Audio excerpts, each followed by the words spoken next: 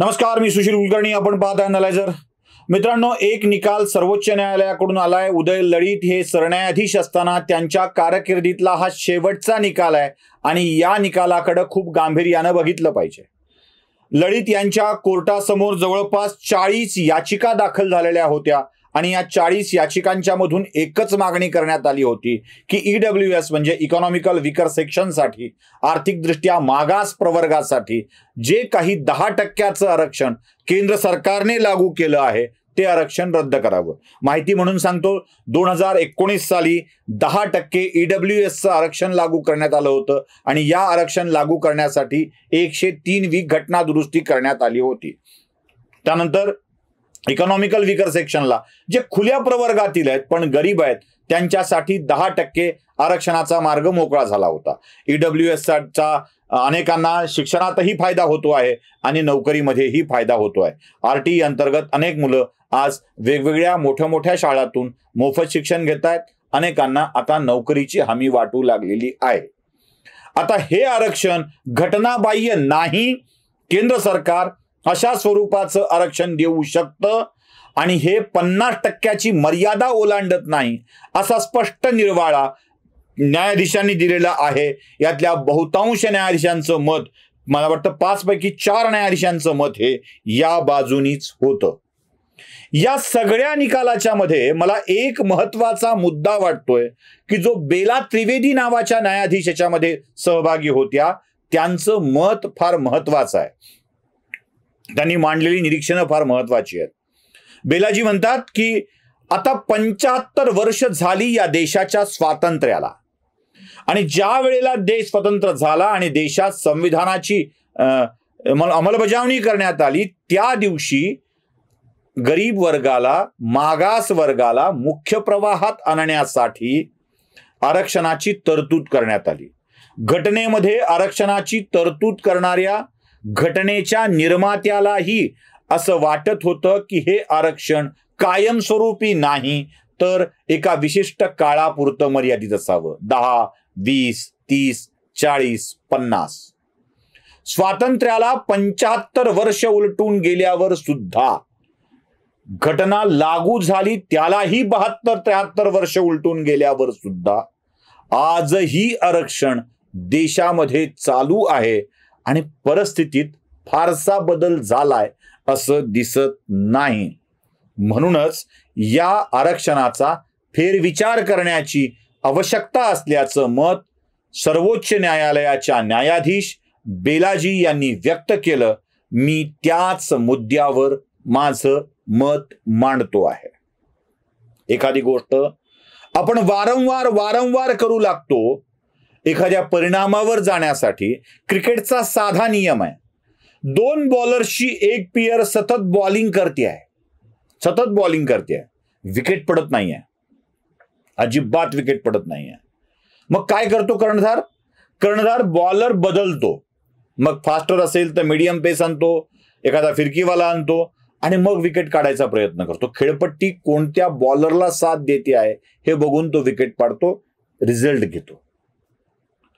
जेव्हा एखाद्या खेळपट्टीवर तंत्रशुद्ध खेळणारा फलंदाज काम करू शकत नाही, ते काम एखादा अष्टपैलू असलेला आणि फटकेबाजी करणारा खेळाडू करून जातो. क्रिकेटचं उदाहरण यासाठी दिलं की लवकर समजतं.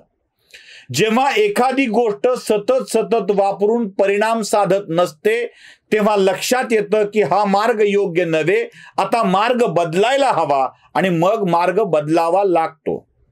देशाच्या स्वातंत्र्याला 75 वर्ष लोटलीत आणि मुख्य प्रवाहामध्ये येण्यासाठी उत्सुक असलेल्या मागास प्रवर्गाला, अनुसूचित जातीच्या प्रवर्गाला, जमातीच्या प्रवर्गाला 75 वर्ष आरक्षणाचा लाभच मिळणार नसेल, तो अजूनही मागेच राहणार असेल तर आरक्षण देण्याच्या पद्धतीमध्ये काहीतरी बदल करायला हवा हे आपल्यालाही सहजपणे लक्षात येऊन जातं. म्हणजे कसं आहे ना की आपण साधं गणित ठेवूया. एखादा राजकारणी आहे जो आरक्षित विधानसभा मतदारसंघातून किंवा लोकसभा मतदारसंघातून निवडून येतो, म्हणजे राजकीय आरक्षण तो घेतो, त्याची मुलं शैक्षणिक आरक्षण घेतात, पुढे नोकऱ्यातलं आरक्षणही मिळवतात, पुढे धंद्यातलं आरक्षणही मिळवतात. म्हणजे पेट्रोल पंप वगैरे असं काही कुणाला घ्यायचं असेल, एजन्सी मिळवायची असेल तर ते पण ते मिळवतात. म्हणजे आरक्षणाचा संपूर्ण लाभ हा त्या एका परिवाराला मिळत राहतो आणि पुढच्या 30-40 वर्षात त्या एका परिवाराचं उत्थापन होत राहतं. तोच एक परिवार मोठा होत राहतो. पण त्यासोबत त्याच भागात असलेल्या अन्य परिवाराची स्थिती काय असते? तिथेही प्रचंड स्पर्धा झाली आहे, तिथेही लोकसंख्या प्रचंड वाढली आहे. आरक्षणाचं पर्सेंटेज सेम आहे, ते वाढवता येणार नाही आहे. ते वाढवलं तर समाजातल्या अन्य घटकांवर अन्याय होण्याची शक्यता आहे आणि तो झाला. पुढे आपण बघितलं की इकॉनॉमिकल वीकर सेक्शन नावाचा एक वर्ग तयार झाला की ज्यात त्यांच्या जाती खुल्या प्रवर्गातल्या पुढारलेल्या असल्या तरीही त्यांच्यावरती वारंवार अन्याय होत गेला. मराठा समाजाची जमीन संकुचित होत गेली. हळूहळू जमीनदार असलेला मराठा अल्पभूधारक झाला, अत्यल्प भूधारक झाला, पुढे भूमिहीन झाला, शेतमजूर झाला आणि आज तोच मराठा तरुण रस्त्यावर उतरून आम्हाला आरक्षण द्यायची मागणी करतोय. ब्राह्मणांच्या मध्ये तर काय, पहिल्यापासून एकच शब्द वापरला जातो, कोणी एके काळी दरिद्र ब्राह्मण राहत होता. तो दरिद्र ब्राह्मणातला 2-4 कुलकर्णी, जोशी, देशपांडे 2-4 सोडले तर बाकी सगळ्यांची गाव पातळीवरच्या ब्राह्मणांची अवस्था वाईटच आहे. ती अधिक वाईट होत गेली आहे. त्यातलाही इकॉनॉमिकल वीकर सेक्शन तयार झाला आणि त्याच्याही कल्याणासाठी एखादी योजना काढावी का असा विषय पुढे येऊ लागला. म्हणजे 75 वर्षात ज्यांना 75 वर्ष सलग आरक्षण दिलं त्यांचा लाभ झाला नाही आणि ज्यांना मिळालं नाही ते अधिक विकर होत गेले. मग आरक्षणाच्या पॉलिसीचा फेरविचार करावा लागेल की नाही? मी आरक्षण बंद करावं या मताचा नाही आहे, पण आरक्षण बंद न करता ती देण्याची पद्धत बदलता येऊ शकते यावर तर विचार करता येऊ शकेलच. म्हणजे बॉलरला विकेट पडत नाहीये म्हणजे बॉलिंग बंद करा आणि खेळ सोडून द्या असं नसतं करायचं. बॉलर बदलायचा असतो, पद्धत बदलायची असते. फास्ट जमत नाही, मीडियम स्पेस आणा, मीडियम स्पेस जमत नाही, एखादा फिरकीपटू आणा, मग बघा जमतंय का, काही बदल होतोय का ते बघा. यासारखंच या आरक्षणाची पद्धत सुद्धा बदलता येऊ शकेल. सरन्यायाधीश म्हटल्याप्रमाणे जर खरंच यात बदल करायचा असेल तर आपल्याकडे एक दुसरा पर्याय आहे बघा. आपल्याकडे स्वातंत्र्य सैनिकांना एक प्रमाणपत्र दिलं जातं आणि त्या प्रमाणपत्राच्या आधारे स्वातंत्र्य सैनिकांना आपल्या पाल्याला सरकारी नोकरीत लावण्यासाठी त्या सर्टिफिकेटचा एकदा वापर करता येतो आणि तो केला की संपलं. मग ते सर्टिफिकेट जप्त होतं, म्हणजे जमा होतं आणि त्याचा पाल्य कामाला लागतो. अशी अनेक स्वातंत्र्य सैनिकाची मुलं नोकरीला लागलेली आहेत. त्यांची पुढे उपजीविकेची व्यवस्था झालेली आहे. त्यांचं घर बेघर राहिलेलं नाही आहे, ते वाईट अवस्थेत नाही आहेत.